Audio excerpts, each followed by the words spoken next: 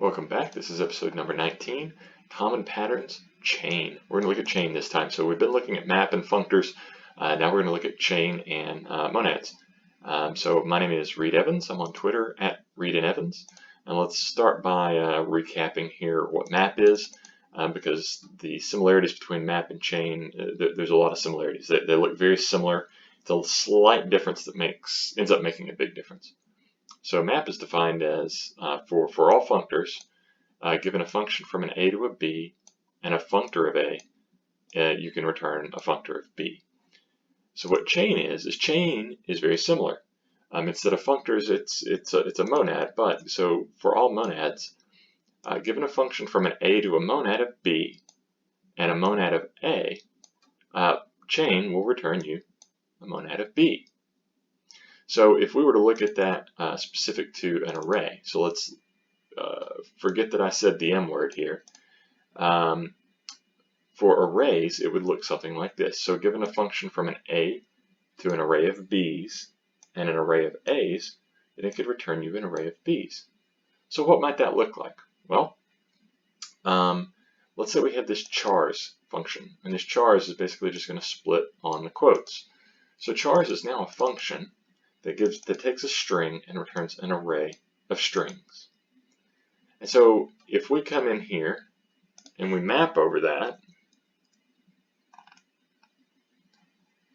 comment that other out so we can see it here. If we map over hello world, so we have an array, and we're mapping over with this chars function, which takes a string and returns an array of strings, and you see what we get here is an array of arrays.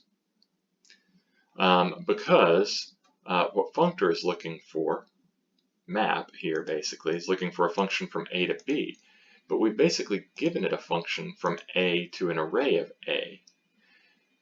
As we talked about here, just because this says from A to B or from an A to a monad of B, A and B could be the same type, it just allows for them to be different. So what's interesting here is if I take map, and instead of map, if I were to chain over this, then I would get just a singular array. So basically, for arrays, it has the effect of flattening the structure. So if we look at that again, with map, we get an array of arrays. So each word is an array, but then each letter in each word is an item in that array. Once again, if we do the chain instead of map, you see that it has the effect of flattening that doubly nested monadic structure is what it would be. Not a functor structure, because that's what we've been dealing with, but in this case, because we're dealing with the monadic version of an array. So basically, if you're coming from an interface standpoint, think about it as an interface. Array just implements multiple interfaces. It implements a functor interface, and it also implements a monad interface. So when we use chain, we're using the interface from what's required for it to be a monad. And as it turns out, an array is a monad. It's not the only thing that's a monad. So let's look at some other things that we can do with that. Maybes are monads too. So this is just a little helper function which we're going to use basically, but it's something we're going to wrap in JSON parse. Basically, it just tries to do the function, tries to apply the function and return a maybe, and if it throws some sort of an exception, then it's just nothing. Just a safe way to do that so we can chain. But so we've got this safe JSON function. So basically it says, give me any string that you want, and I might be able to return you an A. So whatever type that thing might be. And it basically we're just wrapping JSON parse and keeping it from throwing some sort of an exception. And another thing that we're going to do is we're going to take this safe nth function. So given a number and an array of A's, we'll return a maybe of A, because we're not sure whether or not we can get to the value in that slot. So if we tried to get the 8th element of a 2-element array, rather than returning undefined, we want to return a maybe so that we can chain over that maybe. And since this is an episode on chain and maybes and monads, it makes sense for us to return this maybe. And so then what we could do is we could write another function that takes both of these, combines them together. And that's what we want to do. So we're going to compose safe nth we're going to say the 1, which is actually the second item, right? Because arrays are 0 indexed. And then we're going to chain that with safe JSON. So if we look at what we get here, if we JSON from second item and we pass an array of an empty string and then this hello world, we get maybe just hello world. So to see the difference between chain and map again, because we're familiar with map, if we had mapped over safe JSON, we get maybe of a maybe of this object.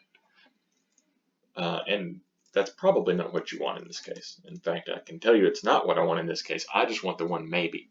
So basically, the way that that works is if safeinth returns, the implementation here would be that if safeinth returns a nothing from the maybe, then what safeinth would then the chain here is not going to do anything.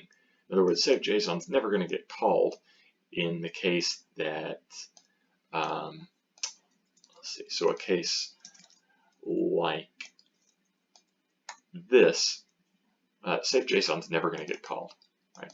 Because safeinth is going to, quote, fail, right? It's going to return the nothing case of our maybe, and so there's no point in even trying to do this because if we can't do the first step, we know we can't do the second step. And so that's just the implementation details for how chain could be implemented for maybe. But it's kind of interesting to see. So there you have it again. Very similar to functors. So if you understand map, chain's not that much different. It just depends on the shape of the function that's being passed in. So if you have a function that returns a value in a context, like this chars function does, it takes a value not in a context with string and returns a value that's in a context, where array is the context in that case.